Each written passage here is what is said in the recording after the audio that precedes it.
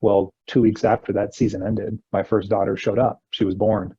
And that whole mental evaluation in my head of do you keep playing, do you not, just went down to one side.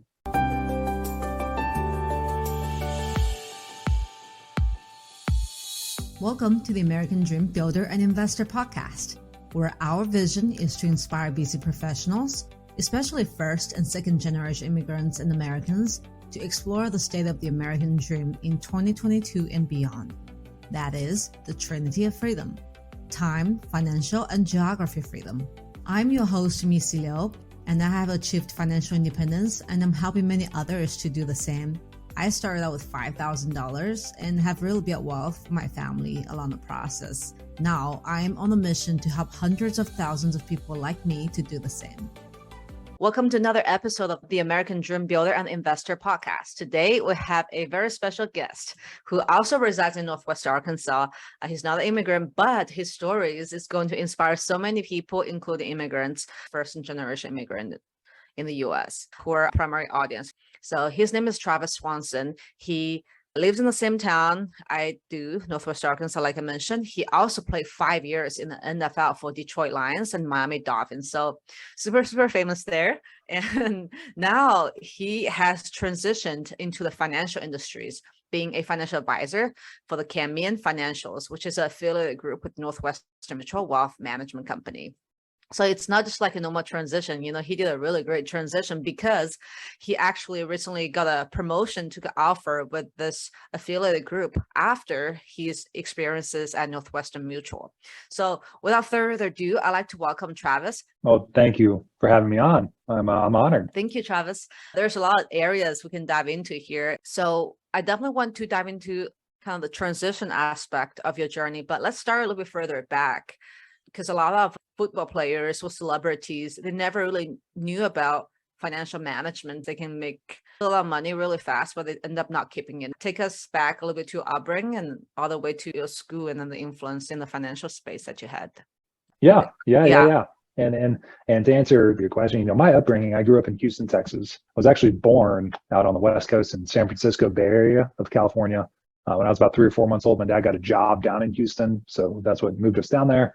We grew up a good middle-class family in a town called Kingwood, Texas. It wasn't overly crazy from a lifestyle standpoint, didn't struggle. And in my life back then, when I think about it, was really just focused on football. That's what I loved at the time. I had played it since I was 6 years old.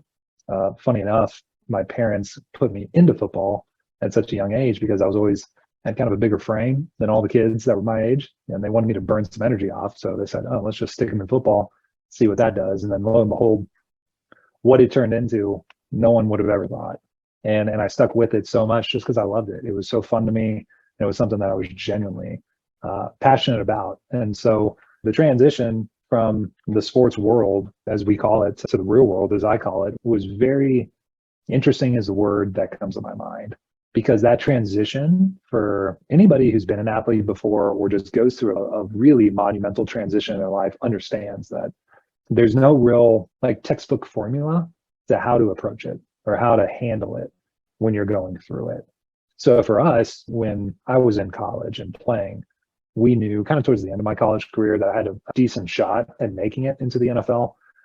So my wife and I, we got married kind of in this period between when college ended and when the NFL draft took place. It was kind of this dead period of about 4 months. Interesting. And we knew at that time, if we were to get drafted into the NFL, we wanted somebody to help us with this type stuff from a planning standpoint, just because back then you don't know what you don't know. Had found somebody, got to know him relatively well.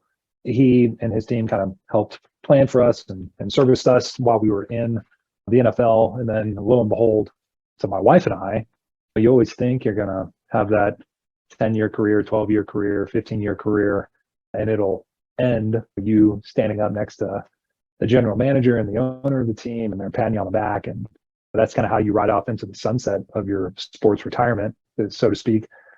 That didn't really go the way that we thought it would. Long story short, my last year in the NFL, we were down in Miami with the Dolphins, and my wife was pregnant with our first daughter at the time. And the idea going into that season was, okay, we'll be down here in Miami for the time being. we'll play this contract out and then we'll go somewhere else for one more contract. And then that will probably be it. We'll probably walk away at that point. Well, 2 weeks after that season ended, my first daughter showed up. She was born. And that whole mental evaluation in my head of, do you keep playing, do you not, just went down to one side instantaneously. I knew it was the right decision to make, even though it stung hard, because at that time I had played football for 22 years throughout my majority of my life. And to step away from something you loved and put that attention towards something you loved even more, regardless of how strong you think you are or not, that stings. It does.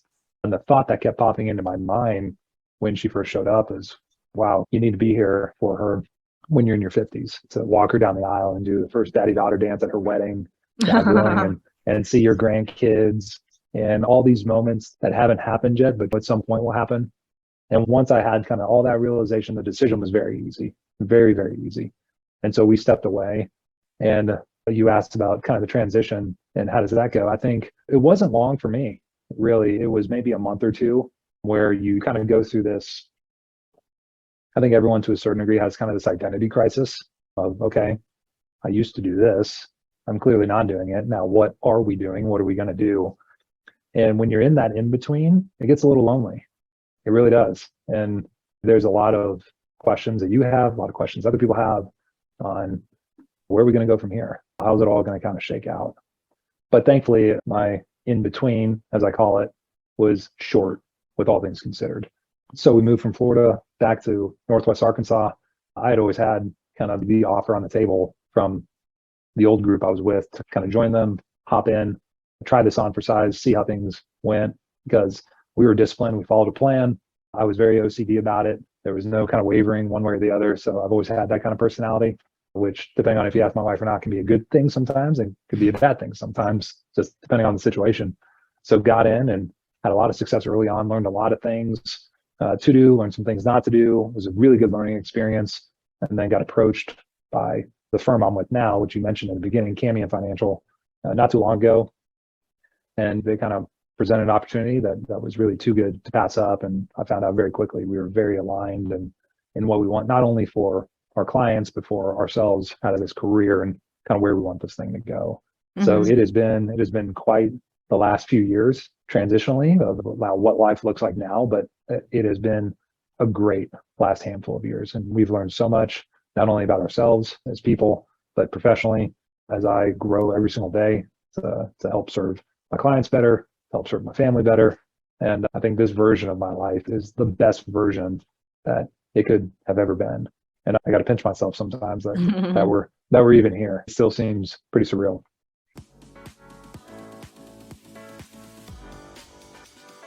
This podcast is sponsored by Life Mission Capital, founded by me, Missy Liu, where my life mission is to help busy professionals invest well so they can focus on what matters. All my life, I was taught to study and work hard for my freedom, until one day I realized that unless I let my money work hard for me, I will always be trading my most precious resource, time, for freedom. Since then, we have also been helping our investors passively diversify into more than 1,000 units of recession and inflation-resistant alternative investments, such as multifamily, mobile home parks, short-term rentals, and more. Learn more with our free ebooks at lifemissioncapital.com. Yeah, I can understand that's such a big shift. And apart from your professional career and just your financial investment, financial advising career, I think another thing I've been very impressed with is your entrepreneurship and how you actually balance that with your family. Because I think one time I texted you, I was like, I don't remember if it was like a meeting after 5 or like a meeting on the weekend or coffee or something. I don't remember what it was exactly, but you're like, those time are reserved for families. And the fact that you mentioned about that decision was fairly easy for you to make, even it came abruptly, and you put family first. That was one thing that really impressed me, and how you stuck to that in everything you do. I felt perhaps all your sports disciplines really carried out through your philosophies of how you live a life and your family and your investment, how you work with your clients as well. Well, I'm glad it came across that way, because that's what I try to do. And if family was the reason we got out of what we used to do, I think those pillars in your life be so strong that you never waver from them. That should be kind of the forefront. So apologies for not having that meeting scheduled with you, but glad you understood. Oh no, 100%. Like I was telling my husband, I was like, I need to strive to be more like him. Look how disciplined he is. Because my husband is like, you need to be better with your hours. I'm like, yeah, I need to learn from Travis. He's good at that. And look at the success he has. So definitely something to learn from. At the end of the day, whether you're helping with your customers or yourself, it's really a tool and how you're using that tool. And I remember visiting your LinkedIn profile, you mentioned something like, so you can make decisions based on your values, not based on your financial constraints or limitations. So I think that's essentially what the podcast is about, what you're trying to do for your clients as well, really based on their values. In this case, you value family. So you're designing your life around that versus the other way being pushed around. So I just want to reemphasize the importance of that and how you're living that. Thank you. Yeah. And another aspect I want to dive into is how you really plan it out, because now you're a financial advisor as well. So you can actually speak intelligently on that topic and you actually live through it as well. How did you plan it out in your investment in terms of how much were you putting into savings and how much were you putting into investments in terms of percentages and the percentage distribution, and how are you keeping yourself disciplined through that journey as well? Because freedom is nice to have, right? But nobody is willing to work for it sometimes. In my first couple of years here at Arkansas playing on the team, we had a saying that I took to heart. It's called "The dream is free, but the journey is not." Yeah, that's a good one. Most people, and that's the interesting thing about finances in general, is most people, they can tell you what they want, they can paint that picture for you, but they just can't define it. They can't know, how do I bridge that gap? How do I get there? What's the most efficient and intelligent way to get there? So to be able to come in and kind of be that financial architect for them and whatever it is that they're trying to do in their life is there's a lot of satisfaction in it. Because what I found is most people go through life financially with really two things: a lot of questions and a lot of products. And they don't tend to have either a trusted partner, a trusted advisor, a trusted team that can come in and like piece all of these puzzle pieces together. And how does all this actually fit? And what master is this serving on your balance sheet? What's the end game for all of this? Because most people do a good job just getting stuff and plugging stuff into certain places, but they don't truly know what's actually possible and how these things and this stuff can service one another if you approach it very intelligently. And to answer your question, what did we do? The NFL year, the NFL lifestyle, the NFL schedule is so different than just the real world. And so there were kind of a number of different phases to it. Budgeting was the biggest thing by far. You'd have an in-season budget, off-season budget. A lot of that would also fluctuate on training expenses, food expenses. Back in the day, I weighed a lot more than what I do right now. So I used to consume a lot of food. You had to factor that in. Were we living in the NFL city that we were playing in? Were we coming back to Arkansas? There were a lot of those factors going in. But I think taking the concept of having your money work for you is a big thing that people need to realize. And early on, I wasn't fully educated on that, especially early on in the NFL. But as you dip your toe in a little bit and you get more and more comfortable, and you start to kind of put things in certain places, you can see some good growth and you can see kind of a long run picture in it. So it wasn't this 12-month format that we did year in and year out that was all the same. We had to constantly switch it up. And along the way, you learn a lot of really good things. And along the way, you also a lot of missed opportunities. We look back on hindsight's always 2020 now, and oh man, we should have done this. Oh, what if we would have bought this land in this part of Northwest Arkansas 8 years ago? Look what it would have been. It's all hindsight. And all you can do is just continually learn from that and from those experiences.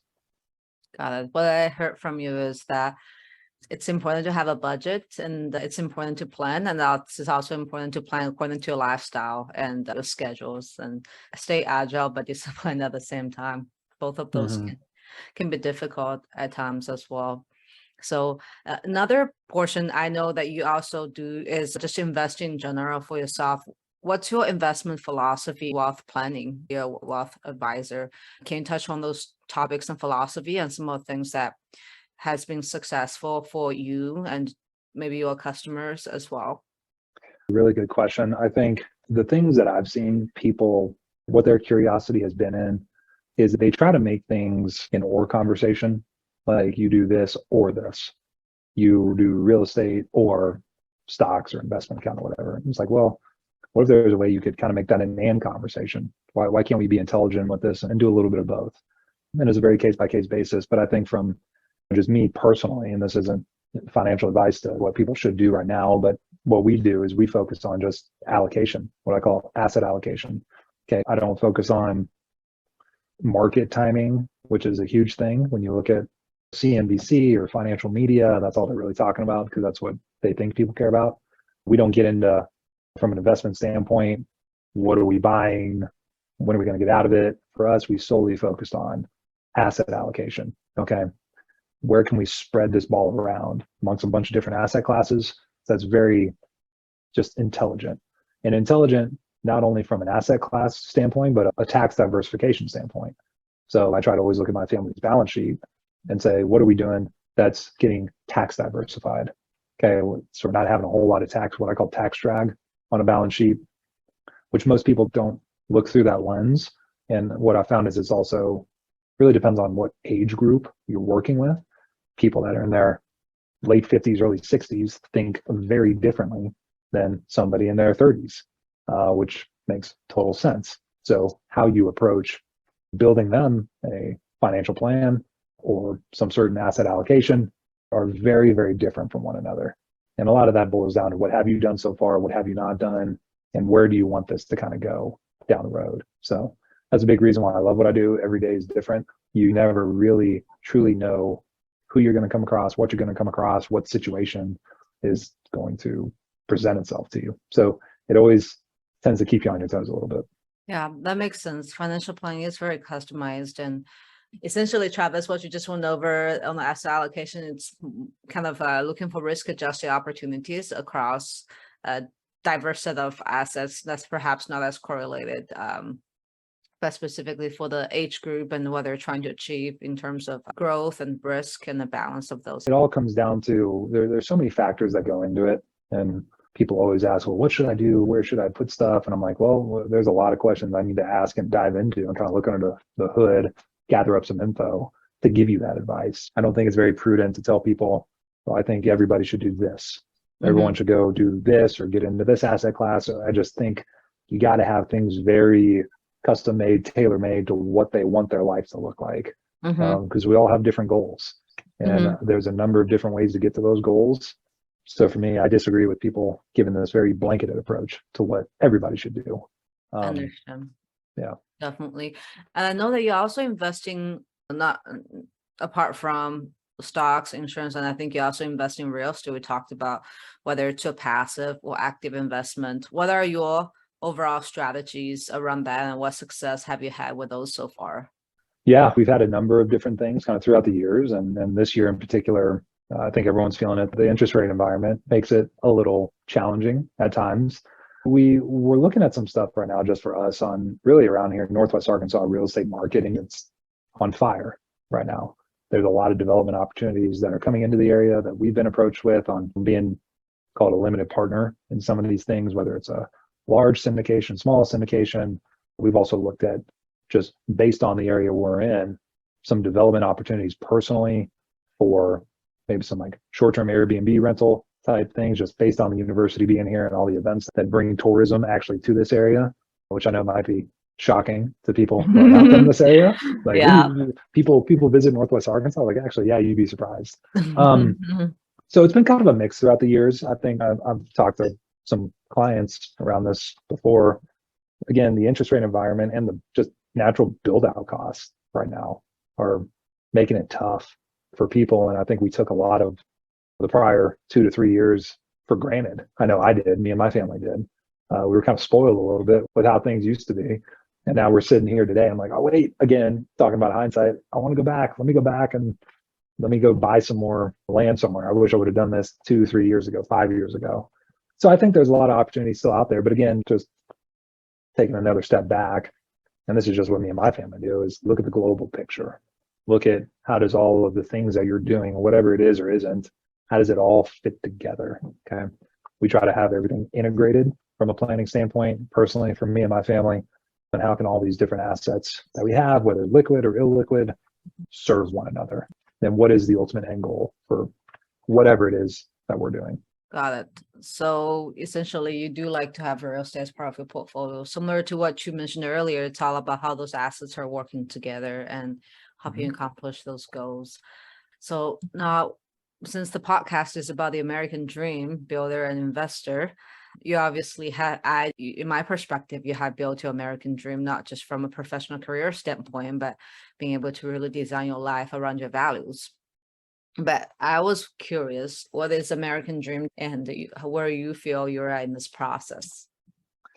Yeah, it's a great question. Where I think everyone's process, what they want it to look like, is so different. For us, I think the American dream, for me, the idea of that has really shifted as I've matured through life. But I think just the free will to literally make whatever you want, to design a life that you see fit for yourself. Now, for me, the American dream is being able to build numerous businesses the way that I want to and designing them how I see fit, and ultimately being such a good father, family member, husband, son, due to some of those things, and giving me the ultimate flexibility, building my clientele book of business, whether it's on the wealth management side or helping my wife run one of her businesses. The ultimate flexibility and optionality of that is amazing. And I think a lot of people strive for that, and they all get to that point at some point in their own life. Now, that's always going to be ever changing and ever evolving. I've always liked my work ethic. And I think trying to put in the numerous hours throughout the week, late nights, early mornings now, I think will pay huge dividends 5 years from now, 10 years from now, 15 years from now, and hopefully build something to a point where you can gradually do less, do less, do less, do less, and then hand it to somebody, some business, some person, have some type of succession plan at some point. I see. I love how you always have those things planned out, even though life is very unpredictable at times. Yeah. So, in terms of the topic of the freedom, time, financial, and geography freedom, what do you value and why is that so important to you? Well, family for me it's top of the top, and it will always be that way, because I truly think the values that you have, the values that you have as a person, as a married couple, my wife and I, and what we teach our children, our two daughters, is huge, because that's all they're going to know. And I can't create more time. I can try to make people more money, and we can try to grow balance sheets, and I can't create more time for anybody. And that's all we have. And for me, I was talking to somebody about this the other week, and I've always had a very different way of looking at life. I think when we all leave this earth at some point and we go to wherever it is that we go, regardless of what you believe, I genuinely think the first thing that happens in that moment is the person you are at that time meets the person you were supposed to become. And you become face to face with who the potential was, all the potential you could have been. And I think all I'm trying to do is make sure those people look identical. And I'm not going to know it until that time comes. And so the thought of constantly growing, constantly evolving, constantly learning, both as a husband, as a father, professionally, business owner, financial advisor, whatever the case is, that's what keeps me going. And I think valuing my time, and going back to what you said earlier, of creating those boundaries of, this is when I do this, this is when I don't do this is when I'm with family. And nothing will ever change that. Because down the road, at some point, whenever you're getting older, when I get older, and we don't have a whole lot of life left, I think when I look back on my life at that point and think about the things that are important, family's all you got in the end. Yep. Yeah, that's very, very true. Family is all you got at the end. And I think even the richest folks in the world, I think Mr. Buffett or some of the other ones, they say some of their regrets is not spending enough time with their kids earlier on, like you said. Yeah. They're learning from you, and the time passes, they grow up. And also, you remind me of a quote from, I think it's from Les Brown. He mentioned about the motivational speaker. He mentioned about the richest place on earth is the graveyard because there lies wishes and dreams that were never realized. So I think giving you a little pressure, or giving ourselves a little pressure to have the push and pull, is important. We have one life to live. The last two questions I have is, I know a lot of things weren't planned, right? But when your daughter was born, you wanted to be there for her at a much faster rate than you planned. But it seems to me that throughout your life, you might have some type of guiding compass, whether it's the financial institution you are working with, or maybe a specific book, or is there anything that you can point us to that we can read upon or listen or dive a little bit more into so we can achieve a little more of the freedom like you have? Yeah, I think there's a number of different ways to go about it. I've always tried to look up to and find people that were in highly successful just positions professionally. And I would even do things, I still do it to this day. I'll find people that are either business owners or chief something in their title, or president or co-founder or something, and I'll just reach out to them and I'll shoot them a message or an email. I'll say, hey, listen, here's who I am. I don't want or need anything from you. I just would love to take 10 to 15 minutes of your time and get an understanding of what got you here. Like, what are some of the lessons that you've learned along the way? Because you're in a very prominent position at this, in a certain industry or this business or what you built or so on and so forth. I think you can learn a lot of things from people, both positive and negative, on what they have done that was good throughout their time and things that weren't so good. And maybe try to dodge a couple bullets on your end along the way as well. I'll try to figure this thing out.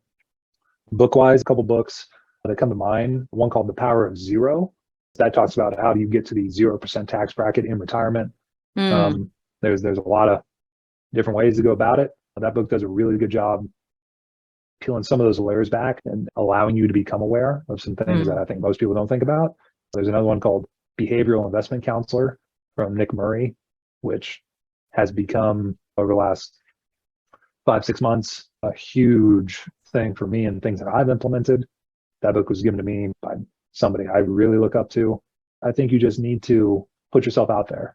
You really do. I think you can learn as much as you can, but I think the knowledge, you can soak up so much of it at any one given time. You also need the experience of it, which I think can come in a number of different facets for people. For me, I experience things every day with my clients that are learning opportunities, whether it's good or bad, and that allows me to grow in that sense.